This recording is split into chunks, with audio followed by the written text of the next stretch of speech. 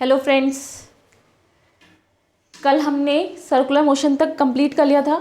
आज हम पढ़ेंगे Newton's law of motion.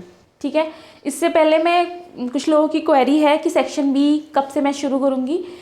Most probably 17 दिसंबर से, यानी कि परसों से मैं पर डे सेक्शन बी का एक लेक्चर डालूँगी। ठीक है, तो उसके लिए बिल्कुल भी परेशान मत होइए कि सेक्शन बी कवर नहीं होगा। सेक्शन बी पूरा कवर होगा, सारे टॉपिक्स सेक्शन बी के कवर होंगे। और सैटरडे संडे में हम सारे एमसीक्यू करेंगे section A plus section B के।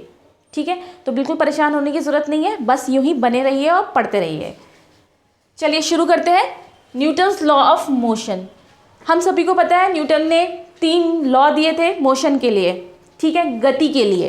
तो उसका पहला लॉ है लॉ ऑफ इनर्शिया या फिर लॉ ऑफ गैलीलियो, जिसको हम जड़त्व का नियम भी कहते हैं। ठीक है, लॉ ऑफ इनर्शिया यानी जड़त्व का नियम। अब ये नियम क्या कहता है? इसके according every body retains its state of rest और state of uniform motion until an external force is applied।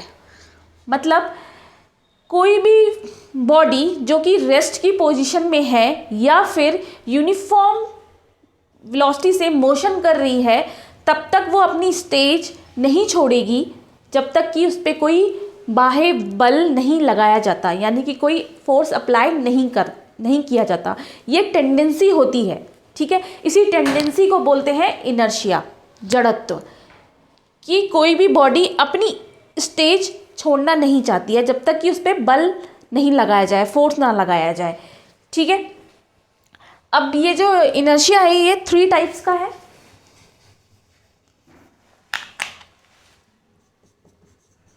Inertia of rest यानी कि रेस्ट की स्थिति, इनर्शिया ऑफ मोशन यानी कि जब तक आप कोई बल नहीं लगाओगे तब तक वो अपना मोशन चेंज नहीं करेगा, और इनर्शिया ऑफ डायरेक्शन यानी कि जब तक कि कोई बाह्य बल नहीं लगेगा तब तक की डायरेक्शन भी चेंज नहीं होगी, वो अपनी सेम डायरेक्शन को ही ऑक्यूपाइड रखेगी बॉडी। ठीक है, तो ये तो हमारा फर्स्ट लॉ हो गया न्यूटन का, लॉ ऑफ इनर्शिया या फिर गैलीलियो का नियम। ठीक है, अब इसका एक एग्जाम्पल ले लेते हैं। इसका एग्जाम्पल क्या है? बहुत ही कॉमन सा एग्जाम्पल है। अगर हम कार में ट्रैवल कर रहे हैं, ठीक है, एक यूनिफॉर्म मोशन से ट्रैवल कर रहे हैं और अचानक से कार में ब्रेक लगते हैं, तो आपने देखा होगा कि हमारी जो अपर बॉडी है वो आगे की तरफ झुक जाती है, एक जर्क लगता है। वो क्यों लगता है? वो इस लॉ की वजह से लगता है। ठीक है, क्यों? हमारी बॉडी एक यूनिफॉर्म मोशन में कार के साथ मूव कर रही है, लेकिन जैसे ही ब्रेक लगता है कार रेस्ट की पोजीशन में आ गई, और जो हमारी लोअर बॉडी है, लोअर हाफ है जो कि कार के कांटेक्ट में है, वो भी रेस्ट में आ जाता है। ठीक है, लेकिन जो हमारी अपर बॉडी है वो अभी भी अपनी जो प्रीवियस स्टेज है, जो कि मोशन यूनिफॉर्म मोशन की स्टेज है, उसको ही कैरी करती है और वो आगे को तरफ मूव करती है। इसी वजह से हमें एक झटका लगता है। तो ये एक एग्जाम्पल हो गया हमारा फर्स्ट लॉ का, न्यूटन फर्स्ट लॉ का। ठीक है, एक एग्जाम्पल और ले लेते हैं। जैसे कि पुराना ब्लैंकेट है, हमें उसकी धूल या डस्ट उसमें से निकालनी है, तो हम एक स्टिक से जब उसको मारते हैं तो आपने देखा होगा डस्ट पार्टिकल बाहर आ जाते हैं। एक्चुअली वो बाहर नहीं आते हैं, वो तो अपनी स्टेज में ही है, वो एक रेस्ट की स्टेज में है, लेकिन क्योंकि हम ब्लैंकेट को मार रहे हैं, ब्लैंकेट के सरफेस को, तो वो मोशन में आने लगता है। तो वो तो उसने अपनी स्टेज चेंज कर ली, क्योंकि उस पर एक बाह्य बल यानी कि एक्सटर्नल फोर्स अप्लाई हुआ स्टिक से, इसलिए उसने अपनी स्थिति चेंज कर ली। लेकिन जो हमारे डस्ट पार्टिकल हैं वो अभी इनर्शिया ऑफ रेस्ट में है, यानी कि वो रेस्ट की कंडीशन में है, इसीलिए वो वहीं पे रह जाते हैं और हमारा जो ब्लैंकेट है वो क्लीन हो जाता है। ठीक है, तो ये एग्जाम्पल हो गया हमारा फर्स्ट लॉ का। ये 2 एग्जाम्पल हो गए। अब इनर्शिया जो है, एक इनर्शियल फ्रेम होता है, एक नॉन इनर्शियल फ्रेम होता है। इनर्शियल फ्रेम क्या होता है? अगर कोई फ्रेम यानी कि कोई बॉडी जो किसी में बैठी है, मान लीजिए कार है, अगर वो रेस्ट में है या फिर वो यूनिफॉर्मली मोशन कर रहा है, वो कार कर रही है, तो उसको बोलेंगे हम इनर्शियल फ्रेम। ठीक है, और अगर वही कार किसी एक्सेलरेशन या फिर रिटार्डेशन, यानी कि इसमें ब्रेक लग रहे हैं, फिर स्पीड गेन हो रही है, फिर स्पीड कम हो रही है, तो इस फ्रेम को हम बोलेंगे नॉन इनर्शियल फ्रेम। ठीक है, तो दोनों में क्या डिफरेंस हो गया? इनर्शियल फ्रेम वो होता है जिसमें जो चीज़ रेस्ट में है वो रेस्ट में ही रहे, जो यूनिफॉर्म मोशन कर रहा है वो यूनिफॉर्म मोशन ही करे, और नॉन इनर्शियल फ्रेम में क्या होता है? जिसमें एक्सेलरेशन या रिटार्डेशन होता है। ठीक है, ये हो गया हमारा फर्स्ट लॉ। नाउ आते हैं सेकंड लॉ पे। सेकंड लॉ हमें डेफिनेशन देता है फोर्स की, बल की। फोर्स क्या है? फोर्स इक्वल टू होता है product of mass of the body and the acceleration applied to the body. ठीक है, मतलब इस फोर्स की वजह से जो एक्सेलरेट हुआ है हमारी जो बॉडी, जो मास है वो आगे या पीछे या कैसे भी जिस भी मोशन में एक्सेलरेट हुआ है, तो उसके प्रोडक्ट को हम फोर्स कहते हैं। ठीक है, और ये हमारी वेक्टर क्वांटिटी है, सदिश राशि है। ठीक है, अब इसकी यूनिट क्या होगी? आपको पता है मास की यूनिट क्या होती है? केजी, और एक्सेलरेशन की यूनिट होती है मीटर पर स्क्वायर। ठीक है, तो इसकी SI यूनिट होती है किलोग्राम मीटर पर स्क्वायर। ठीक है, इसको हम न्यूटन भी बोलते हैं। ठीक है, इस पूरी टर्म को हम न्यूटन भी बोलते हैं, जिसको हम N से डिनोट करते हैं। ठीक है, फोर्स की दो यूनिट हो गई। एक तो अगर आप SI फॉर्म में लिखेंगे तो किलोग्राम मीटर पर सेकेंड स्क्वायर, और अगर आप इसको चाहें तो न्यूटन भी लिख सकते हैं, क्योंकि ये लॉ न्यूटन ने दिया, इसलिए इसकी यूनिट भी न्यूटन रख दी गई है। ठीक है, अब इसी लॉ में आता है लीनियर मोमेंटम। लीनियर मोमेंटम होता है संवेग। बहुत ही इंपॉर्टेंट टर्म है, बहुत ही ज़्यादा काम आती है, specially in space science, rocket technology में हम लीनियर मोमेंट का यूज़ करते हैं। ठीक है, अब लीनियर मोमेंट क्या है, यानी कि संवेग क्या है? संवेग होता है प्रोडक्ट ऑफ मास और वेलोसिटी। ठीक है, product of mass and velocity is linear momentum. ठीक है, अब इसकी यूनिट क्या होगी? यूनिट निकाल लीजिए, केजी मीटर पर सेकेंड। वेलोसिटी की मीटर पर सेकेंड और मास की केजी। ठीक है, अगर न्यूटन के फॉर्म में लिखना चाहेंगे तो S और S से मल्टीप्लाई कर दीजिए, तो ये नीचे हो जाएगा S स्क्वायर, तो ये पूरा बन जाएगा न्यूटन, ये हो जाएगा न्यूटन सेकेंड। ठीक है, अब लीनियर मूवमेंट क्या है, मतलब इसका क्या मतलब है? लीनियर मूवमेंट हमें बताता है, मान लीजिए आपकी एक हैवी बॉडी है, एक बॉडी जिसका मास ज़्यादा है और एक बॉडी है जिसका मास कम है, जिसका द्रव्यमान कम है, और दोनों सेम वेलोसिटी से जाते हैं, तो लीनियर मोमेंटम किसका ज़्यादा होगा? बताइए। अगर वेलोसिटी सेम है, मास जिसका ज़्यादा है, ऑब्वियसली उसी का ही लीनियर मोमेंटम भी ज़्यादा होगा। यानी कि जो हमारी भारी वस्तु है या भारी बॉडी है, वही उसका लीनियर मोमेंटम ज़्यादा हुआ in compare to lighter one. Okay, अब इसके एप्लीकेशंस क्या है लीनियर मोमेंटम के? लीनियर मोमेंटम का एक लॉ है कंजर्वेशन ऑफ लीनियर मोमेंटम। ठीक है, इसका क्या मतलब है? जब तक कि कोई एक्सटर्नल फोर्स नहीं लग रहा है, तब तक एक फ्रेम के अंदर जो भी चीज़ें मूवमेंट कर रही हैं, मोमेंटम में है, वो मोमेंटम चेंज नहीं होता है, वो हमेशा कंजर्व रहता है उस एक पर्टिकुलर फ्रेम के अंदर। ठीक है, जैसे इसका एग्जांपल ले लेते हैं। मान लीजिए आप बोट में बैठे हैं और जैसे ही आप किनारे पे आते हैं, तो आप उस बोट से जब बाहर की तरफ जंप करते हैं, किनारे की तरफ जंप करते हैं, तो आपने देखा होगा बोट जो है वो स्लाइटली पीछे की तरफ उसमें धक्का लगता है। वो लगता है मोमेंटम की वजह से, कंजर्वेशन ऑफ मोमेंटम की वजह से। अब आपका मोमेंटम आप आगे की तरफ हुआ, ठीक है, तो उसको कंजर्व करने के लिए, कैंसिल आउट करने के लिए पीछे की तरफ मोमेंटम लगा, जिससे कि आपका टोटल उस फ्रेम का जो लीनियर मोमेंटम था वो कंजर्व रहा। ठीक है, चेंज नहीं हुआ, वो किसी और फॉर्म में आ गया। ऐसे ही यही चीज़ काम करती है रॉकेट में। रॉकेट में भी कंजर्वेशन ऑफ लीनियर मोमेंटम होता है। ठीक है, अब इसका एक एग्जांपल और ले सकते हैं। जैसे मान लीजिए आप किसी गन से जब बुलेट छोड़ते हैं, तो क्या होता है? एक जर्क लगता है पीछे की तरफ। ठीक है। जब गोली आगे की तरफ जाती है तो आपकी जो गन है वो पीछे की तरफ धक्का देती है। क्यों देती है? Conservation of linear momentum. जैसे ही गोली को आगे की तरफ मोमेंट मिलता है वो पीछे उसको कैंसिल आउट करने के लिए पीछे की तरफ फोर्स देता है, मोमेंट देता है। ये भी एक एग्जांपल है कंजर्वेशन ऑफ लीनियर मोमेंटम का। ठीक है, तो हमको ये एप्लीकेशंस याद रखनी है। क्वेश्चन ऐसे आ सकता है कि इस एग्जांपल में क्या है, संवेग है, आवेग है, क्या है, ये लॉ ऑफ इनर्शिया है या फिर लॉ ऑफ फोर्स है, क्या है ये। तो ये चीज़ें हमें एग्जांपल्स याद रखने हैं कि इसमें कौन सा एप्लीकेशन, ये कौन सी एप्लीकेशन या लॉ यूज़ हो रहा है। ठीक है, फिर नेक्स्ट है इम्पल्स। इसको हम बोलते हैं आवेग। इम्पल्स, आवेग मतलब एकदम गुस्से में आ जाता है कोई इंसान थोड़ी देर के लिए, उसको आवेग बोलते हैं, इम्पल्सिव बोलते हैं।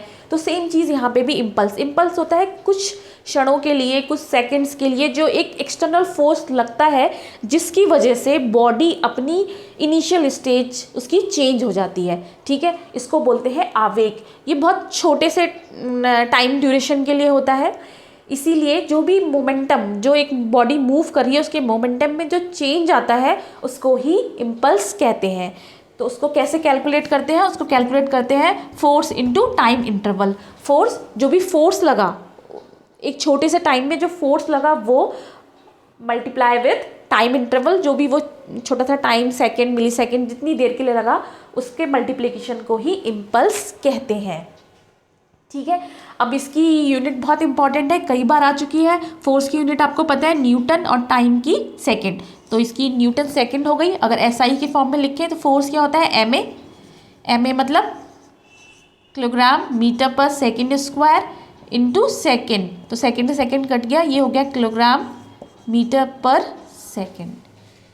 ठीक है, तो ये हो गई इसकी एसआई यूनिट। ये इम्पॉर्टेंट है, ये भी इम्पॉर्टेंट है, ये भी इम्पॉर्टेंट है। ठीक है, इसको याद रखिएगा। अब हमें ये पता करना है कि इम्पल्स के एग्जाम्पल्स, एप्लीकेशंस क्या हैं। जैसे क्रिकेटर्स जब कैच लेते हैं, आपने देखा होगा उनका हाथ पीछे की तरफ चला जाता है। क्यों चला जाता है? क्यों चला जाता है? इम्पल्स की वजह से एक फोर्स लगता है जिसकी वजह से जो उनकी स्थिति है वो चेंज हो जाती है। हाथ अगर ऐसे होते हैं तो वो पीछे आते हैं, उनका जो रेस्ट का है, रेस्ट की स्थिति है या फिर मोशन की है, वो चेंज हो जाती है इम्पल्स की वजह से। तो ये एक एग्जांपल हुआ इम्पल्स का। और क्या है, आपने देखा होगा कार्स में, स्कूटर्स में, वैन्स, ट्रक्स में, सब में शॉकर्स लगे होते हैं। शॉकर्स क्यों लगे होते हैं? वो इम्पल्स को कैंसिल आउट करने के लिए लगे होते हैं, क्योंकि रोड्स में कई बार स्पीड ब्रेकर्स होते हैं, गड्ढे होते हैं, जिनकी वजह से जर्क लगता है, एक एक्सटर्नल फोर्स लगता है कुछ सेकंड्स के लिए, जिसकी वजह से कोई नुकसान ना हो या जो भी कार में बैठा हुआ है उसको कुछ प्रॉब्लम ना हो। इसीलिए शॉकर्स लगाए जाते हैं जो कि उस इम्पल्स को कैंसिल आउट करते हैं। ठीक है, अब नेक्स्ट है हमारा थर्ड लॉ ऑफ न्यूटन। सबसे इंटरेस्टिंग और सबसे व्यवहारिक कह सकते हैं, जो हम सबसे ज़्यादा यूज़ करते हैं अपनी डेली लाइफ में। Every action has equal and opposite reaction, मतलब हर क्रिया की एक प्रतिक्रिया होती है। ठीक है, अब इसका एक बेस्ट एग्जाम्पल है जिसको सुनने के बाद आप कभी इस लॉ को नहीं भूलेंगे। जैसे अगर आप किसी को गुस्से में ज़ोर से एक थप्पड़ मार देते हैं तो पलट के आपको भी उतनी ही ज़ोर का थप्पड़ पड़ता है। इसे कहते हैं क्रिया की प्रतिक्रिया। ठीक है, तो यही हमारा लॉ है, every action has equal and opposite reaction. और ये बहुत इंपॉर्टेंट है, हर जगह हम ये यूज़ करते हैं। अगर मैं इस बोर्ड को पुश करूँ तो ये क्यों नहीं पुश हो रहा है, क्यों नहीं पीछे की तरफ जा रहा है? क्योंकि ये भी उतना ही फोर्स मेरी तरफ लगा रहा है, जितना मैंने इसको लगाया उतना इसने मुझे लगाया, इसीलिए कैंसिल आउट हो गया वो फोर्स, इसीलिए ये मूवमेंट नहीं कर रहा है। अगर मैं इतना फोर्स लगा पाऊँ जितना ये बोर्ड मेरे पे नहीं लगा सकता, तो ये पीछे की तरफ चला जाएगा। ठीक है, तो हर चीज़, मैं सरफेस पे खड़ी हूँ, इस फ्लोर पे खड़ी हूँ, यहाँ पे जितने वेट है मेरा उतने ही वेट का ऊपर फोर्स लग रहा होगा तभी मैं खड़ी हूँ, अदरवाइज मैं नीचे चली जाती। अगर मेरा वेट ज़्यादा होता इस फोर्स से तो मैं नीचे की तरफ चली जाती। तो ये बहुत ही मतलब व्यवहारिक लॉ है जो हम रोज़ यूज़ करते हैं, ठीक है। रॉकेट में, स्पेस साइंस में, जैसे स्पेस में क्या होता है, कोई भी ग्रेविटेशनल या किसी भी तरीके का कोई फोर्स नहीं होता। अगर आपको अपनी स्पेसशिप को आगे मूव कराना है तो आपको पीछे की तरफ गैसेस छोड़नी होंगी, जिसके फोर्स से एक प्रतिक्रिया उत्पन्न होगी और अब आगे की तरफ आपका जो स्पेसशिप है वो आगे की तरफ मूव करेगा, ठीक है। तो ये बहुत ही इंपॉर्टेंट लॉ है, इसको आप ज़रूर पढ़िएगा अच्छे से डिटेल में, ठीक है। अब नेक्स्ट है फ्रिक्शन, घर्षण।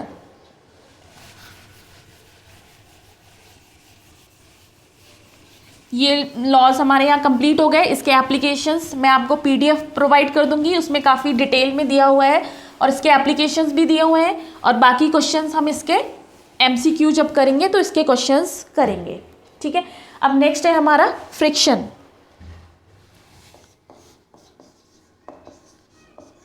फ्रिक्शन मतलब घर्षण। फ्रिक्शन क्या है, ये भी एक बहुत ही इम्पॉर्टेंट टर्म है, ठीक है, जो कि हम रोज़ इसका यूज़ कर रहे हैं, बस हमें पता नहीं चल रहा है। फ्रिक्शन क्या है, ये सरफेस है, मान लीजिए रोड है कोई भी, अब ये कोई बॉडी है या कोई भी व्यक्ति है जो इस पर मूव कर रहा है, कैसे मूव कर पा रहा है ये, ठीक है। जैसे कि मैंने बताया आपको कि हर क्रिया की प्रतिक्रिया होती है। अब आप कहेंगे भाई जितना ये फोर्स आगे को लग रहा है उतना पीछे भी लग रहा होगा, तो कैंसिल आउट हो गया, तो ये मूव कैसे कर पा रहा है। यहाँ पे जब ये पैर आगे हम बढ़ाते हैं तो जितना हम फोर्स लगा रहे हैं, हम जब फोर्स लगाते हैं तो पीछे भी एक फोर्स लगता है, जैसे हम आगे की तरफ बढ़ना चाहते हैं तो पीछे भी एक फोर्स लगता है सरफेस और हमारी बॉडी के कांटेक्ट वाले पॉइंट पे, ये होता है फ्रिक्शन, ठीक है। और जब हमारा जो फोर्स है जो हम लगा रहे हैं वो इस फ्रिक्शन से ज़्यादा होता है तभी हम मूव कर पाते हैं।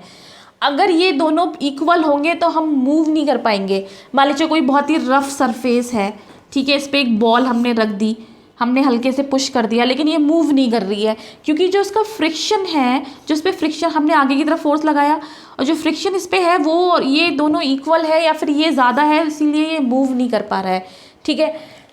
अगर हम बहुत ही ज़्यादा फोर्स लगाएंगे तभी ही जब वो इससे ज़्यादा हो जाएगा तभी वो मूव कर पाएगा। तो ये है पूरी स्टोरी फ्रिक्शन की, ठीक है। अब फ्रिक्शन में एक चीज़ होती है स्टैटिक फ्रिक्शन। अब स्टैटिक फ्रिक्शन क्या है, जब हम चलने ही वाले होते हैं, जब हम जस्ट चलने वाले होते हैं तो वो फ्रिक्शन की वो मैक्सिमम वैल्यू जिस पॉइंट के बाद हम बस चल देंगे तो वो फ्रिक्शन की मैक्सिमम वैल्यू होगी, वही होती है स्टैटिक फ्रिक्शन, ठीक है। इस वैल्यू के बाद अगर थोड़ा सा भी आपने फोर्स लगाया तो आप आगे मूव कर जाओगे, बॉडी आगे मूव कर जाएगी, तो उस मैक्सिमम फ्रिक्शन को ही हम स्टैटिक फ्रिक्शन कहते हैं, ठीक है। अब फ्रिक्शन जो है वो 3 टाइप्स का है। रोलिंग फ्रिक्शन, जिसको हम एफ आर बोलते हैं, एक है हमारा काइनेटिक फ्रिक्शन जिसको हम एफ के बोलते हैं, एक है हमारा स्लाइडिंग जिसको हम एफ एस बोलते हैं। अब ये बहुत इंपॉर्टेंट चीज़ है, इसको ध्यान से देखिएगा। 3 तरीके के हमारे फ्रिक्शंस होते हैं, रोलिंग, काइनेटिक और स्लाइडिंग। रोलिंग क्या होता है, जब 2 सरफेस एक दूसरे पर रोल कर रहे होते हैं, जैसे बॉल बेयरिंग होता है जो एक दूसरे पर रोल करते हैं और आगे मूवमेंट करते हैं, तो उसमें जो फ्रिक्शन लगता है वो रोलिंग फ्रिक्शन होता है। काइनेटिक फ्रिक्शन वो होता है जब हम चलते हैं किसी सरफेस पे तो जो फ्रिक्शन पीछे की तरफ लग रहा होता है वो काइनेटिक फ्रिक्शन होता है। किसी स्मूथ सरफेस पे जब हम चलते हैं या फिर कोई बॉडी चलती है वो काइनेटिक फ्रिक्शन होता है, ठीक है। और स्लाइडिंग क्या होता है, जब किसी स्लाइड, पार्क में झूले देखे होंगे, स्लाइड देखा होगा आपने, उस पर कोई स्लाइड कर रही है कोई बॉडी, तो पीछे की तरफ जो फ्रिक्शन लग रहा है वो हमारा स्लाइडिंग फ्रिक्शन होता है, ठीक है। ये 3 फ्रिक्शन होते हैं। अब कई बार ये क्वेश्चन पूछा गया है कि इन तीनों में सबसे ज़्यादा वैल्यू किसकी होती है, सबसे ज़्यादा इफेक्टिव क्या होता है, सबसे ज़्यादा इफेक्टिव या सबसे ज़्यादा वैल्यू किस फ्रिक्शन की होती है, तो सबसे ज़्यादा हमारा स्लाइडिंग होता है, देन काइनेटिक फ्रिक्शन होता है और देन रोलिंग होता है। ठीक है, ये चीज़ याद रखिएगा, ये इम्पॉर्टेंट पॉइंट है। ठीक है, अब एडवांटेज क्या है फ्रिक्शन के? एडवांटेज क्या है? फ्रिक्शन है जिसकी वजह से हम चल पाते हैं। अगर फ्रिक्शन नहीं होता तो हम गिर जाते। जैसे आइस होता है, आइस ब्रिक देखी होगी बड़ी सी, अगर आप उस पर चलना चाहोगे तो आप गिर जाओगे, क्योंकि उसका फ्रिक्शन बहुत लो होता है, अप्रॉक्सीमेटली ज़ीरो होता है। तो जैसे ही आप उस पर चलने की कोशिश करोगे आप गिर जाओगे, आप फिसल जाओगे, चल नहीं पाओगे, क्योंकि उसमें फ्रिक्शन नहीं होता है। ठीक है, तो फ्रिक्शन एक ऐसी चीज़ है जिसकी वजह से हम चल पा रहे हैं। दूसरा, फ्रिक्शन की वजह से हमारी बहुत सारी मशीन पार्ट्स जैसे बाल बेयरिंग वगैरह है, हम क्या करते हैं, कई बार आपने देखा होगा आप जनरेटर चलाते हैं, जनरेटर से कोई और चीज़ और कोई मशीन ऑपरेट कर रहे हैं तो आप एक बेल्ट यूज़ करते हैं। उस बेल्ट से उसका जो सर्कुलर मोशन करता है बेल्ट, वो फ्रिक्शन की वजह से उसे मूव कर पाता है। अगर उन दोनों में फ्रिक्शन नहीं होगा, अगर वो मान लीजिए ज़ीरो कर दीजिए आप फ्रिक्शन, तो वो उस पर स्लिप कर जाएगा, वो उसे मूव नहीं करा पाएगा। ठीक है, तो ये एग्जाम्पल है, हम मशीन ट्रांसफरिंग के लिए, एनर्जी ट्रांसफरिंग के लिए, मैकेनिकल एनर्जी ट्रांसफ़र करने के लिए यूज़ करते हैं फ्रिक्शन का। ठीक है, और कार्स में ब्रेकिंग सिस्टम जो है वो भी फ्रिक्शन का एग्जाम्पल है। ठीक है, जो टायर्स में हम डिज़ाइन बनाते हैं, कट्स बनाते हैं, वो क्यों बनाते हैं? ताकि हमें जब भी हम ब्रेक लगाएं तो मैक्सिमम फ्रिक्शन लगे। ठीक है, अगर हम उसे बिल्कुल स्लिपरी बना देंगे तो वो स्लिप कर जाएगा, जैसे आप ब्रेक लगाएंगे स्लिप कर जाएगा रोड पे, इसीलिए हम उसे उसमें कटिंग बनाते हैं ताकि वो मैक्सिमम फ्रिक्शन दे पाए। ठीक है, अब फ्रिक्शन के हमारे एडवांटेज क्या है? कई बार क्या होता है, जब बहुत ज़्यादा फ्रिक्शन हो जाए मशीन्स में तो पार्ट्स उसके वर्क नहीं करते हैं, कहते हैं ना जंक आ गई है, फ्रिक्शन हो गया है बहुत ज़्यादा, तो वो मूव नहीं करते हैं। तो ये एक डिसएडवांटेज है जिसको हम कवर अप कर सकते हैं, उसकी ग्रीसिंग कर सकते हैं, ऑयलिंग कर सकते हैं। अक्सर आपने सुना होगा मशीनरी जो भी होती है उसकी ऑयलिंग, ग्रीसिंग, लुब्रिकेंट्स लगाए जाते हैं, तो वो एक एग्जांपल है फ्रिक्शन कम करने का। ठीक है, तो ये तो पूरी स्टोरी हो गई फ्रिक्शन की। अब आगे हम आते हैं वर्क, एनर्जी एंड पावर पे। ठीक है, बहुत ही इंपॉर्टेंट टॉपिक है ये भी, मतलब खाली टॉपिक ही नहीं है, ये हमारे लिए भी इम्पॉर्टेंट है।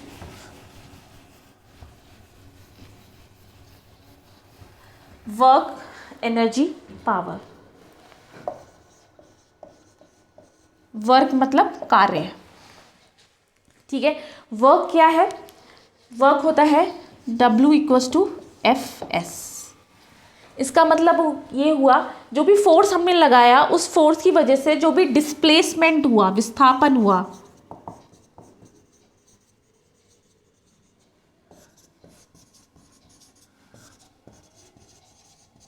जो भी विस्थापन हुआ उस फोर्स की वजह से, वही उन दोनों का प्रोडक्ट ही वर्क है, कार्य है। ठीक है, जो भी बल हमने अप्लाई किया जिसकी वजह से जो विस्थापन हुआ, उन दोनों का जो मल्टीप्लिकेशन है वही कार्य है। ठीक है, अब इसकी यूनिट क्या होती है?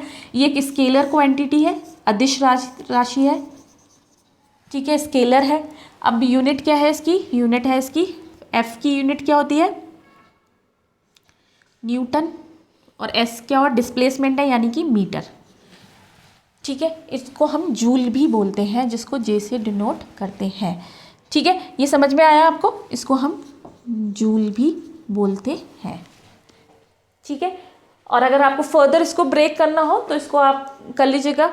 ये आपको एफ का पता ही है, एम ए होता है, एम ए मतलब किलोग्राम मीटर पर सेकेंड स्क्वायर, और ये मीटर यानी कि किलोग्राम मीटर स्क्वायर पर सेकेंड स्क्वायर। ये आपकी एसआई यूनिट हो जाएगी, जिसको हम जूल भी बोलते हैं और न्यूटन मीटर भी बोलते हैं। ठीक है, तो ये तो हमारे हो गया वर्क। वर्क को हम ऐसे भी लिख सकते हैं, F/S cos theta, where theta क्या है?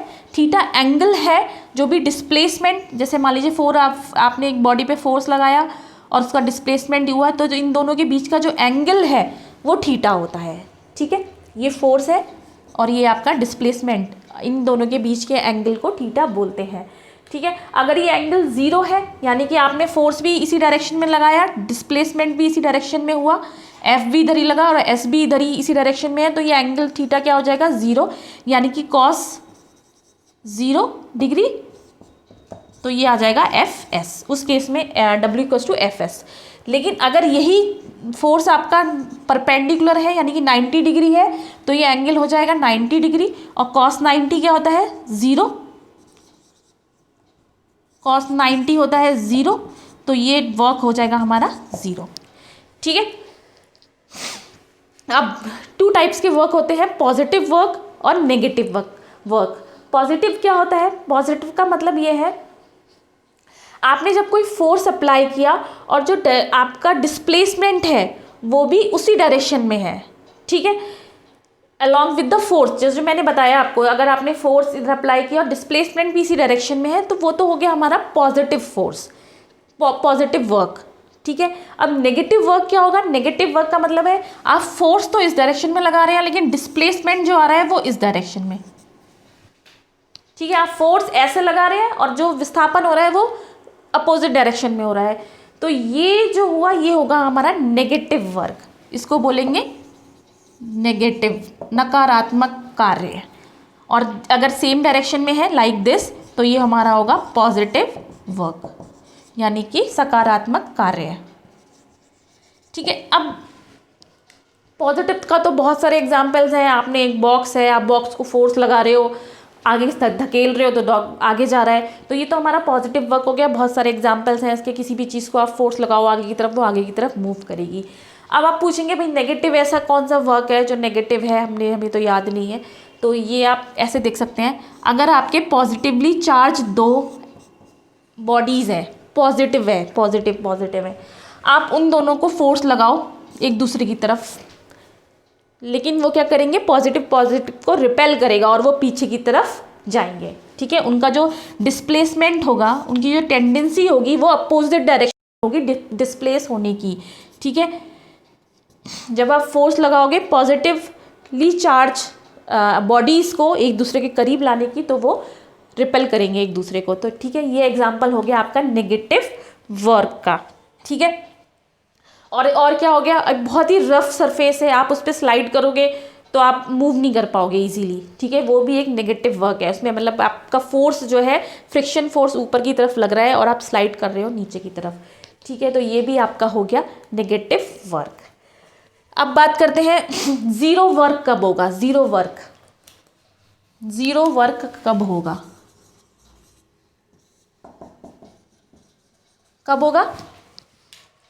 Zero work done. एक तो कंडीशन मैंने ये बताई, आपका फोर्स और डिस्प्लेसमेंट, जब फोर्स और डिस्प्लेसमेंट परपेंडिकुलर होंगे एक दूसरे के, यानी कि 90 डिग्री का एंगल बना रहे होंगे, उस केस में हमारा जो वर्क डन है वो 0 होगा। ठीक है, क्यों होगा ये मैं बता चुकी हूँ, cos 90 0 हो जाएगा और ये टोटल वर्क हमारा 0 हो जाएगा। अब ये तो एक पहली कंडीशन हो गई भाई, परपेंडिकुलर है। दूसरी कंडीशन क्या होगी, आप लोगों को पता है विस्थापन यानी कि डिस्प्लेसमेंट क्या होता है, एंड पॉइंट और इनिशियल पॉइंट के बीच की दूरी। अगर मान लीजिए सर्किल में कोई विस्थापन हो रहा है, आप जिस पॉइंट से शुरू करा उसी पॉइंट पे आके आपकी वैल्यू रुक गई, कोई सर्कुलर मोशन हो रहा है या सर्किल में कुछ काम हो रहा है, तो उस केस में भी वर्क डन 0 होगा, क्योंकि आपका डी जो एस है वो 0 होगा, यानी कि आपका डिस्प्लेसमेंट 0 होगा, तो ऑब्वियसली आपका वर्क डन भी 0 हो जाएगा। ठीक है, और ऐसे ही अगर किसी केस में फोर्स 0 है, फोर्स अप्लाई ही नहीं हो रहा है और केवल डिस्प्लेसमेंट हो रहा है, जैसे आइस क्यूब की मैंने आइस की बात की थी, आइस के ऊपर अगर आप कोई ऑब्जेक्ट रख दो विदाउट एनी फोर्स, वो स्लाइड करने लगेगा, तो उस केस में आपने फोर्स तो लगाया ही नहीं, केवल डिस्प्लेसमेंट हो रहा है, तो वो भी वर्क डन में नहीं आएगा, वो भी 0 वर्क डन होगा। ठीक है, ये हो गया हमारा वर्क। अब नेक्स्ट है हमारा एनर्जी, ऊर्जा। Very important things for everyone, केवल फिजिक्स के पॉइंट ऑफ व्यू से नहीं, लेकिन हमारे खुद के पॉइंट ऑफ व्यू से भी एनर्जी बहुत ज़्यादा इंपॉर्टेंट चीज़ है। विदाउट एनर्जी कुछ नहीं हो सकता। अब एनर्जी क्या है, ठीक है, एनर्जी है कैपेसिटी ऑफ डूइंग वर्क, कार्य करने की क्षमता। भाई एनर्जी नहीं होगी तो आप कार्य कैसे करोगे, आप फोर्स कैसे लगाओगे, विदाउट एनर्जी तो लगा नहीं सकते। सब कुछ जो भी गेम है वो एनर्जी का ही है, एनर्जी लगाओगे फोर्स होगा, तभी वर्क होगा, तभी पावर होगी, सब तक जो भी कहानी है वो सब एनर्जी के आसपास ही है। ठीक है, जो मतलब कहते हैं ना हमारा वर्ड जो बना हुआ है वो सिर्फ एनर्जी का बना हुआ है। जो भी चेंजेस हो रहे हैं वो एनर्जी इस फॉर्म से उस फॉर्म में चेंज हो रही है, ठीक है, केवल फॉर्म चेंज हो रही है। एक सेंटेंस है, energy can not be created, neither be created nor be destroyed, ठीक है। तो ये है एनर्जी। एनर्जी है capacity of doing work is called energy, ठीक है। इसकी जो यूनिट है ऐसा यूनिट जूल ही है, जो कि वर्क की है, सेम ही है, ठीक है। या फिर इसको कई बार हम ERG भी लिखते हैं, ठीक है। तो ये दोनों इसकी यूनिट्स हैं। अब एनर्जी को कैसे डिफाइन करते हैं? एनर्जी 2 टाइप्स की होती है, एक होती है हमारी काइनेटिक एनर्जी और एक होती है हमारी पोटेंशियल एनर्जी।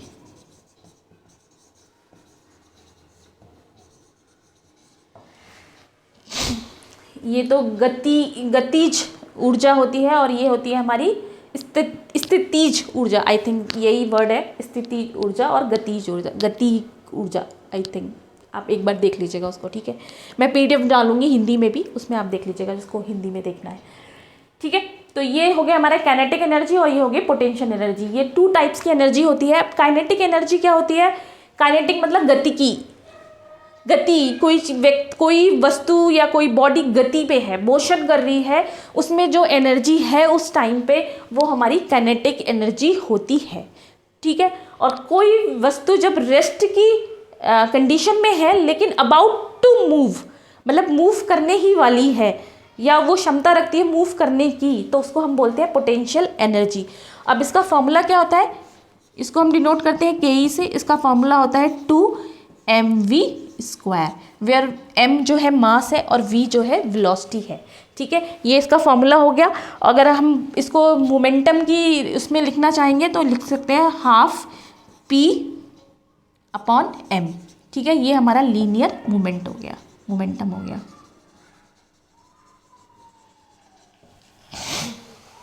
ठीक है। और ये हो गया काइनेटिक एनर्जी। अगर मोमेंटम दिया हुआ है तो उसके फॉर्म में इसका फॉर्मूला ये होगा, और अगर आपके पास मास और वेलोसिटी दी हुई है तो उसका फॉर्मूला ये होगा।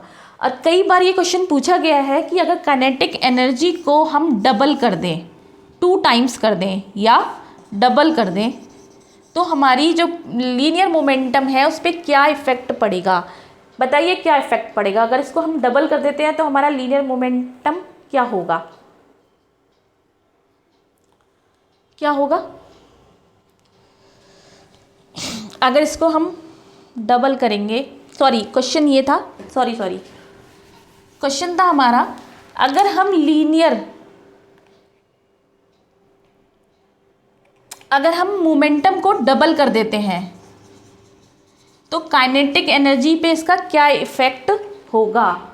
दिस इज p², ठीक है। तो उस पर क्या इफेक्ट होगा? अगर हम इसको डबल करेंगे, मान लीजिए हम p की जगह 2p रख देंगे, 2p² मतलब 4p हो जाएगा, ये 4p², यानी कि जो हमारा काइनेटिक एनर्जी है वो क्या हो जाएगी? 4 टाइम्स हो जाएगी।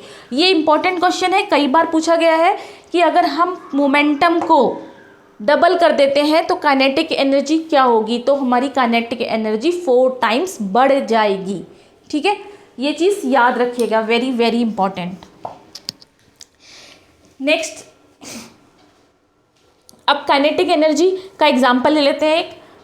मैं बहुत सारे गन के एग्जांपल ऑलरेडी दे चुकी हूँ, ये भी सेम एग्जांपल ले रही हूँ। जब हम गन से बुलेट शूट करते हैं तो बुलेट पेनिट्रेट कर जाती है बॉडी में या सरफेस में, जहाँ पे भी वो लगती है वो पेनिट्रेट कर जाती है। वो गिरती क्यों नहीं है? टकरा के गिर क्यों नहीं जाती है? क्योंकि उसके अंदर काइनेटिक एनर्जी होती है। जैसे ही वो सरफेस से टकराती है तो वो तुरंत नहीं रुकती, उसके अंदर काइनेटिक एनर्जी होती है जिसको पोटेंशियल एनर्जी में कन्वर्ट होने में टाइम लगता है और वो पेनिट्रेट कर जाती है सरफेस पे। केवल उसी कंडीशन में सरफेस से पे वो पेनिट्रेट नहीं कर पाएगी जब उसकी काइनेटिक एनर्जी से ज़्यादा एनर्जी या फोर्स उस सरफेस में होगा, ठीक है। तो ये एक एग्जाम्पल हो गया इसका। अब नेक्स्ट है हमारी पोटेंशियल एनर्जी। पोटेंशियल एनर्जी का फॉर्मूला क्या है? पोटेंशियल एनर्जी होती है हमारी mgh, ठीक है। mgh मतलब ये किस केस में है, जब आपकी कोई बॉडी है, ये सरफेस है आपका, ऊपर से कोई बॉडी आप ऊपर ले जा रहे हो, मतलब यहाँ से ऊपर ले जा रहे हो इस बॉडी को, तो उस केस में जो पोटेंशियल एनर्जी उसके अंदर होगी वो mgh होगी। ठीक है, कैसे होगी? m तो उसका मास है, g जो ग्रेविटेशनल फोर्स लग रहा है नीचे की तरफ, और h जो हाइट पे आप इसे ले गए हैं। ठीक है, यानी कि ये हाइट h और इसमें जो mg लग रहा है, तो इनका जो प्रोडक्ट है वो पोटेंशियल एनर्जी है। अब ये पोटेंशियल एनर्जी कैसे आपको पता है? क्योंकि अगर आप इसको इसी पॉइंट पे छोड़ देंगे, छोड़ दीजिए, मान लीजिए फोर्स नहीं लगा रहे हो आप, छोड़ दो इसे, तो ये पोटेंशियल एनर्जी से कन्वर्ट हो जाएगी काइनेटिक एनर्जी में और ये नीचे की तरफ आ जाएगा। मतलब इसके अंदर वो क्षमता है, इसके अंदर वो एनर्जी है कि ये सरफेस पे खुद विदाउट किसी एक्सटर्नल फोर्स के आ जाएगा। इसका मतलब ये इस टाइम एनर्जी की स्टेज में है। अगर इसमें एनर्जी नहीं होगी तो ये मूव ही नहीं कर सकता। ये मूव कर पा रहा है बिकॉज इसके अंदर एनर्जी है, और कौन सी एनर्जी है? पोटेंशियल एनर्जी है, जो कि मूव करते ही काइनेटिक एनर्जी में ट्रांसफ़र हो जाएगी। ठीक है, अब इसका एक एग्जाम्पल और है, स्प्रिंग। जब स्प्रिंग को दबा देते हैं, ठीक है, जब आप इसको दबा दोगे और उसी स्टेज में रखोगे तो उस टाइम उस स्प्रिंग में पोटेंशियल एनर्जी होगी। ठीक है, कैसे होगी वो पोटेंशियल एनर्जी? क्योंकि जैसे ही आप स्प्रिंग को छोड़ देते हो, छोड़ने के बाद आप उस पर कोई फोर्स नहीं लगा रहे हो, लेकिन फिर भी वो मूव करने लगता है। क्यों करता है? क्योंकि उसमें पोटेंशियल एनर्जी होती है। आपने जब उसे प्रेस किया होता है तो उसकी वजह से उसके अंदर पोटेंशियल एनर्जी आ जाती है। ठीक है, मतलब जो आपकी एनर्जी है वो उसमें पोटेंशियल एनर्जी के फॉर्म में कन्वर्ट हो जाती है और उसमें स्टोर हो जाती है। जैसे ही आप उसे छोड़ोगे वो अगेन मूवमेंट करने लगेगा, यानी कि काइनेटिक एनर्जी में कन्वर्ट हो जाएगा। तो ये तो एग्जाम्पल हो गए हमारे एनर्जी के। ठीक है, अब एक बहुत इंपॉर्टेंट है कंजर्वेशन ऑफ एनर्जी, जो कि मैं बहुत देर से बोल रही हूँ। कंजर्वेशन ऑफ एनर्जी, मैंने आपको बताया energy can neither be created nor be destroyed. ठीक है, और ये सिर्फ एक चीज़ पे एप्लीकेबल नहीं है, ये पूरे यूनिवर्स पे एप्लीकेबल है। ठीक है, जैसे सन रेज आती है, सोलर एनर्जी जो आती है वो कभी भी वेस्ट नहीं होती है, वो किसी ना किसी फॉर्म में कन्वर्ट हो जाती है। ठीक है, तो ये हमारा होता है law of conservation of energy, यानी कि एनर्जी अपनी फॉर्म चेंज करती है पर डिस्ट्रॉयड नहीं होती कभी भी, और ना ही हम उसे उत्पन्न कर सकते हैं। हम खाना खाते हैं इसलिए हमें एनर्जी मिलती है, मतलब वो जो एनर्जी पोटेंशियल एनर्जी है वो हमारी बॉडी में आके काइनेटिक एनर्जी में कन्वर्ट हो जाती है, इसलिए हमें एनर्जी मिलती है। ठीक है, ऐसे ही जब हम कोई चीज़ पे फोर्स लगाते हैं और वो मूव करती है या डिस्प्लेस होती है तो हमारी जो एनर्जी है वो उसमें ट्रांसफ़र हो जाती है। ठीक है, यही एक साइकिल है जिससे साइकिल एनर्जी एक फॉर्म से दूसरे फॉर्म में ट्रांसफ़र हो रही है। ठीक है, नेक्स्ट इसके एग्जाम्पल हैं कुछ ट्रांसफॉर्मेशन ऑफ एनर्जी के। सबसे पहले हीट इंजन का एग्जाम्पल लेंगे। हीट इंजन यानी कि जैसे पहले जो कोल रेलवेज होते थे इसमें कोयला डालते थे और वो हीट प्रोड्यूस करता था, जिसकी वजह से ट्रेन मूव करती थी, तो वो हीट एनर्जी काइनेटिक एनर्जी में कन्वर्ट होती थी। ठीक है, एक और दूसरा एग्जाम्पल हम लेते हैं इलेक्ट्रिक बल्ब का। इलेक्ट्रिक बल्ब क्या करता है? इलेक्ट्रिक एनर्जी को लाइट एनर्जी में कन्वर्ट करता है। ऐसे ही हमारा माइक्रोफोन जो कि क्या करता है? साउंड एनर्जी को इलेक्ट्रिक एनर्जी में कन्वर्ट करता है। लाउड स्पीकर जो इलेक्ट्रिक एनर्जी को साउंड में कन्वर्ट करता है। सोलर पैनल्स जो होते हैं, सोलर सेल्स होते हैं जो सोलर एनर्जी को इलेक्ट्रिसिटी में कन्वर्ट करते हैं। ठीक है, ऐसे मतलब थाउजेंड ऑफ एग्जाम्पल्स हैं जो हमारे चारों तरफ हैं, जिसमें हम देख सकते हैं कैसे एनर्जी ट्रांसफ़र कर रही है अपनी फॉर्म को। ठीक है, तो ये एग्जाम्पल्स आपको ज़रूर देखने हैं, मैं PDF में डाल दूँगी। आप लोग को भी और पॉसिबल एग्जाम्पल जितने मिलते हैं वो आप ज़रूर देखिएगा। ठीक है, काफ़ी इंपॉर्टेंट है। नेक्स्ट है पावर।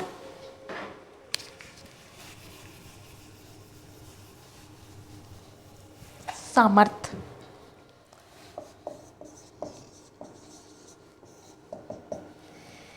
ठीक है, rate of doing work is called power.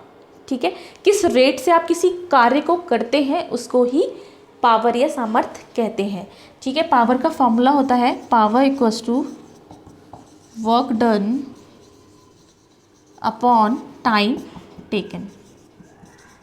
ठीक है, वर्क का क्या होता है? वर्क डन होता है हमारा वॉट अपॉन टी। ठीक है, ये हो गया हमारा जूल। वर्क का होता है जूल अपॉन एस, ठीक है, इसको हम वॉट भी लिखते हैं, ठीक है। अब एक इम्पॉर्टेंट चीज़ आती है, जूल पर सेकेंड भी बोल सकते हैं, वॉट भी बोलते हैं, और इसका एक इम्पॉर्टेंट चीज़ है, इसके कई बार कन्वर्जन्स पूछ जाते हैं, 1 वॉट में कितने जूल्स होते हैं, तो 1 जूल पर सेकेंड होता है 1 वॉट में, ठीक है। ऐसे ही 1 किलो वॉट में कितने वॉट्स होते हैं, 1 मेगा वॉट में कितने वॉट्स होते हैं, या फिर 1 हॉर्स पावर में कितने वॉट्स होते हैं, ठीक है। तो ये होता है 746 वॉट्स, 1 किलो में 10⁻³ वॉट्स, 10⁻6 वॉट्स।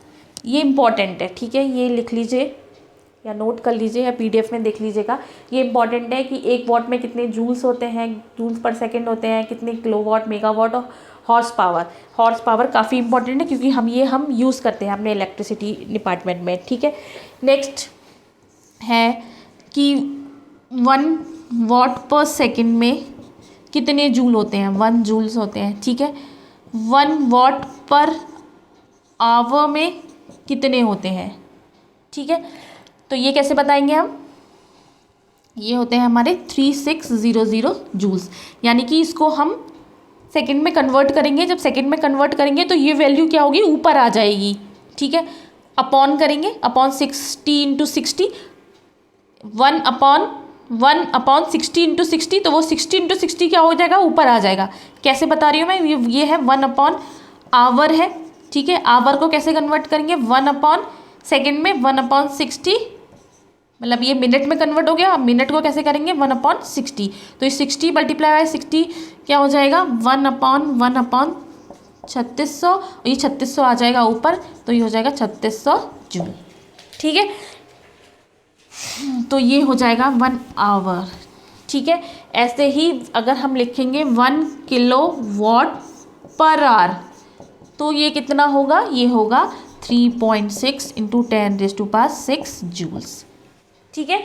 ये कुछ वैल्यूज़ बहुत इंपॉर्टेंट है, इसको लिख लीजिए, ठीक है, और समझ लीजिए और याद भी कर लीजिएगा, क्योंकि ऐसे ही क्वेश्चन बनेंगे। बहुत ज़्यादा हाई फाई क्वेश्चन एनटीए कभी नहीं बनाता है, वो हमेशा लॉजिकल क्वेश्चंस बनाता है, और ऐसी छोटी छोटी बेसिक चीज़ें पूछी जाती है जिसमें ये लगता है कि यार ये हमें पता तो है पर एग्जैक्टली याद नहीं आ रहा है, थोड़ा कन्फ्यूजिंग होता है पेपर, ठीक है। एनटीए की ये पुरानी आदत है, आप कह सकते हैं। बहुत ज़्यादा टफ नहीं होगा, छोटी छोटी बेसिक चीज़ें होंगी पर कन्फ्यूजिंग होगा, ठीक है। जब हम एमसीक्यू करेंगे तो उसमें आपको समझ आएगा ये चीज़। अब एक इम्पॉर्टेंट टॉपिक हम पढ़ने जा रहे हैं, वो है ग्रेविटेशन।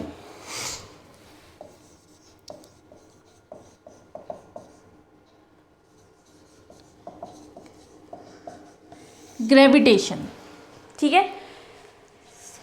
1686 में न्यूटन ने लॉ दिया था, एक लॉ ऑफ ग्रेविटेशन, ठीक है। क्या है ये लॉ, न्यूटन के हिसाब से दो बॉडीज़ या कण या वस्तुएं, ये एक दूसरे पे एक अट्रैक्शन फोर्स लगाते हैं, ठीक है। केवल अर्थ पे नहीं, पूरे यूनिवर्सल ट्रुथ है ये कि 2 कण आपस में एक दूसरे को अट्रैक्ट करते हैं, ठीक है। और ये जो अट्रैक्शन होता है यही हमारा होता है ग्रेविटेशनल फोर्स, ठीक है। मान लीजिए इसका मास m है, इसका स्मॉल m है, तो हम इस ग्रेविटेशनल फोर्स को कैसे डिफाइन कर सकते हैं, Fg = Gm/m/r²।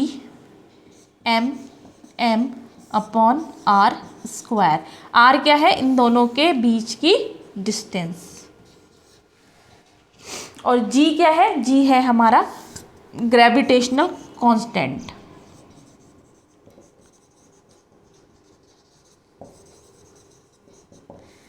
ठीक है, जिसकी वैल्यू क्या होती है 6.67 × 10⁻⁻11 पर न्यूटन मीटर पर किलोग्राम स्क्वायर, ठीक है। ये होती है जी की वैल्यू,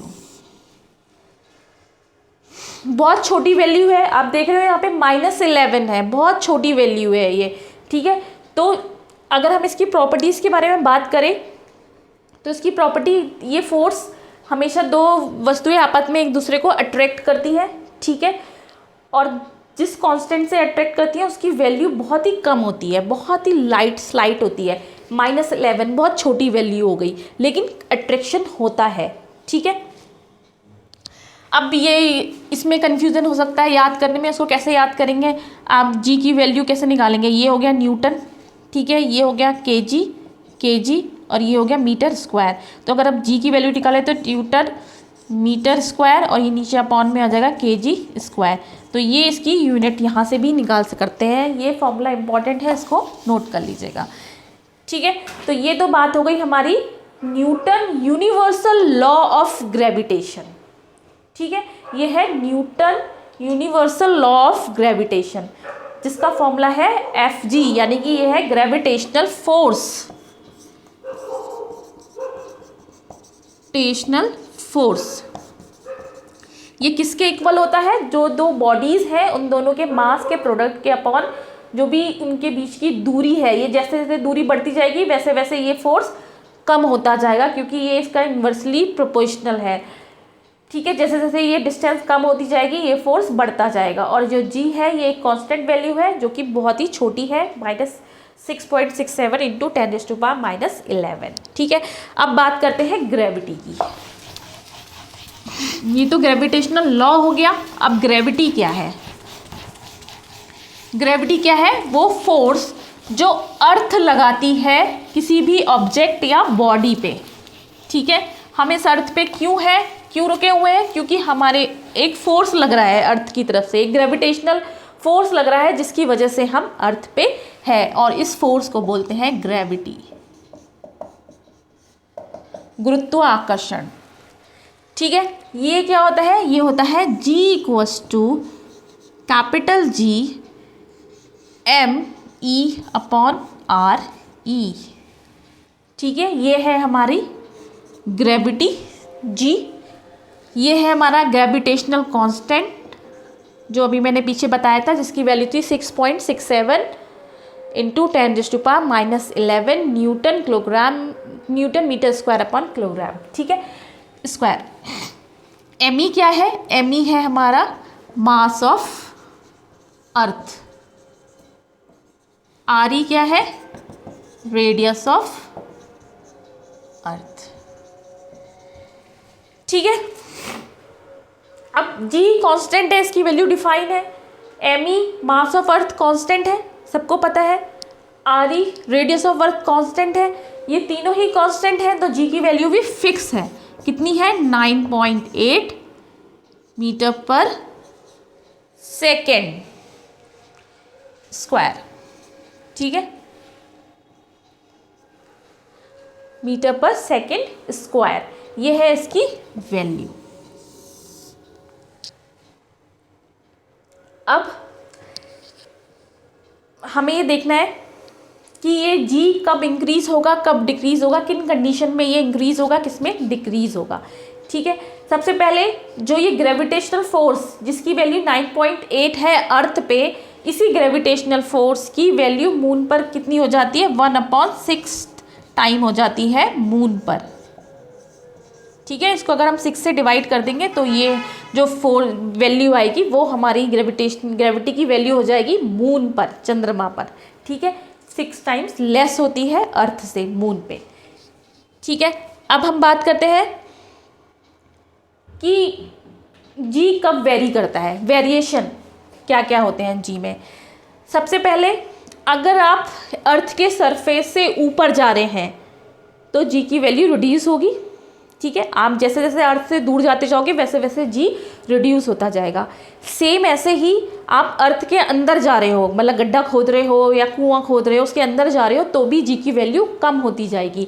और अगर आप गड्ढा खोदते खोदते अर्थ के सेंटर पे पहुंच जाते हैं तो जी की वैल्यू 0 हो जाएगी उस केस में, ठीक है। तो ये दो चीज़ें याद रखनी है, अगर आप ऊपर जा रहे हो अर्थ के सरफेस से या अर्थ के सरफेस से अंदर जा रहे हो तो जी की वैल्यू डिक्रीज होगी, ठीक है। ऐसे ही जब आप मतलब सबसे ज़्यादा जी की जो वैल्यू होती है वो अर्थ के सरफेस पे होती है, ये याद रखना, सबसे ज़्यादा सरफेस पे होगी, ऊपर और नीचे कम होती जाएगी। ठीक है, अब अगर हम इक्वेटर की बात करें, जैसे ये अर्थ है, ये दो पोल्स हैं उसके, और ये इक्वेटर भूमध्य रेखा बोलते हैं जिसको। ठीक है, इक्वेटर, अगर हम इक्वेटर से पोल की तरफ मूव करते हैं तो जी की वैल्यू इंक्रीज होती है। ठीक है, इसका मतलब पोल्स पे सबसे ज़्यादा वैल्यू होगी जी की, बहुत स्लाइटली डिफरेंस होगा लेकिन हाँ इंक्रीज होती है, पोल्स पे ज़्यादा होती है with in compare to equator, यानी कि भूमध्य रेखा पर। ठीक है, इसके बाद और जी क्या होगा आपका, अब हम सिस्टम्स में बढ़ेंगे, जी कैसे कैसे वेरी करेगा हमारा। ठीक है, एक चीज़, अगर हम अर्थ का रोटेशन जो कि वो अपने पोल्स पे रोटेट करती है, ऐसे रोटेट करती है, वो रोटेशन को रोक दें और इक्वेटर पे देखें तो उस टाइम जी की वैल्यू बढ़ जाएगी आपकी। ठीक है, अगर हम रोटेशन को रोक देते हैं फुल्ली तो हम देखेंगे कि जी की वैल्यू बढ़ जाएगी, और इक्वेटर पे अगर कोई खड़ा है तो उसका वेट भी बढ़ जाएगा। ठीक है, यानी कि एम जी में जब जी बढ़ेगा तो ऑब्वियसली वेट भी बढ़ जाएगा। अगर हम अर्थ को रोक दें, अब वो अपनी धुरी पे जो घूमती है उसको चलना रोक दें तो इक्वेटर पे जी की वैल्यू बढ़ जाएगी और उस पे खड़े व्यक्ति की वैल्यू भी बढ़ जाएगी। ये तो बात हो गई हमारी ग्रेविटी की। अब सेंटर ऑफ ग्रेविटी क्या होता है, सेंटर ऑफ ग्रेविटी क्या होता है,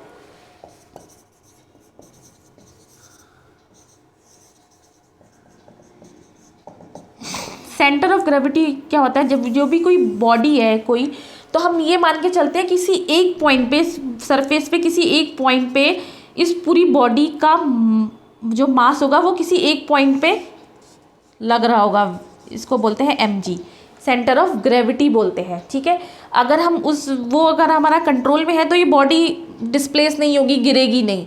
ठीक है, तो ये जो पॉइंट है ये किसी भी बॉडी के अंदर भी हो सकता है, सरफेस पे भी हो सकता है, कहीं पर भी हो सकता है, लेकिन हम ये मान के चलते हैं कि उसका जो ज्योमेट्रिक सेंटर होता है, मोस्टली ये जो सेंटर ऑफ ग्रेविटी है ये वहाँ पर होता है।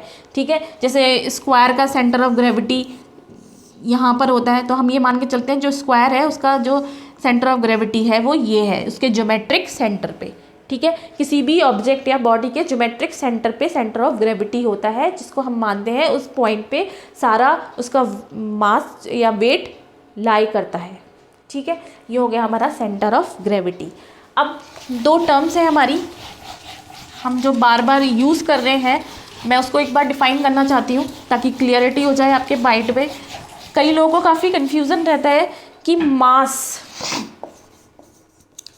और वेट, इसमें क्या डिफरेंस है, मास और वेट में क्या डिफरेंस है। जो मास है इसका मतलब होता है किसी भी बॉडी की जो क्वांटिटी है, क्वांटिटी जितनी है उसको मास कहते हैं, जो कि चेंज नहीं होती। जैसे मान लीजिए मैं अर्थ पे हूँ, मेरे पास कोई चीज़ है, एक कटोरा भर के है, ठीक है, मतलब उसकी जो क्वांटिटी है एक कटोरे में है। अब वही कटोरा लेके मैं चले जाऊँ मून पे या मार्स पे या सैटर्न पे, तो वो कटोरा तो फुल ही रहेगा, जितना है उतना ही रहेगा, मतलब उसकी क्वांटिटी तो उतनी ही रहेगी, वो तो है हमारा मास। ठीक है, अब वेट क्या होता है, वेट होता है mg। मास को जब हम ग्रेविटेशनल फोर्स से मल्टीप्लाई कर देते हैं, जो कि नीचे की तरफ लग रहा है, नीचे की तरफ, और हर जगह लगेगा। आप दूसरे प्लेनेट पे चले जाओगे, मार्स पे चले जाओगे, वहाँ पे भी कुछ ग्रेविटेशनल फोर्स होगा, वो लगेगा। मून पे चले जाओगे, वहाँ पे भी लगेगा, लेकिन वो जो जी है वो वेरी करता है हर प्लेनेट पे। मास तो सेम ही रहेगा, मास तो यही मास है, ये तो सेम ही रहेगा, उसकी क्वांटिटी तो सेम ही रहेगी, बट उसका वेट वेरी करने लगेगा। ये यूनिवर्सल नहीं है, ये यूनिवर्सल है। ये आप यूनिवर्स में कहीं भी जाओगे मास सेम ही रहेगा, लेकिन वेट चेंज हो जाएगा, क्योंकि वेट डिपेंड करता है जी पर, ग्रेविटी पे, ग्रेविटेशनल फोर्स पे। जब ये चेंज होगा तो उसका वेट भी चेंज हो जाएगा।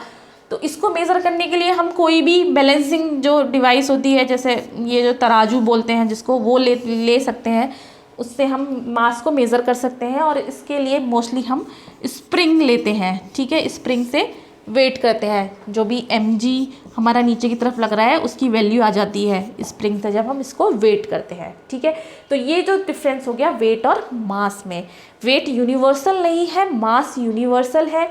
वेट हर चेंज हो सकता है लेकिन मास चेंज नहीं हो सकता। वेट क्या होता है, mg होता है और मास m होता है। ठीक है, ये तो हो गया मास और वेट।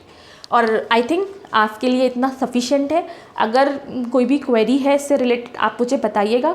और जैसा कि मैं बता चुकी हूँ इसका PDF मैं नीचे आपका टेलीग्राम लिंक है उसमें डाल दूँगी, हिंदी और इंग्लिश दोनों में, आप वहाँ से उसको डाउनलोड कर लीजिए।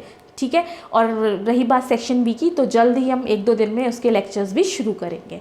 Thank you so much, take care, bye bye.